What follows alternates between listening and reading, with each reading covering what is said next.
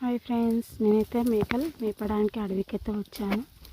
బాగా అయితే రాలేదు ఫ్రెండ్స్. చూస్తున్నారా, మేకలు అయితే మేస్తున్నాయి. అయితే పత్తి చేను ఫ్రెండ్స్, మేమైతే కొన్నాము. దీంట్లో అయితే ఎక్కువసేపు అయితే మేపాను. నేనైతే కొద్దిసేపే మేపుతా. ఆ నుంచి బయటికి కుట్టి అవతలైతే మేపుతా ఫ్రెండ్స్. కంచెలల్లో దూరం పోతా.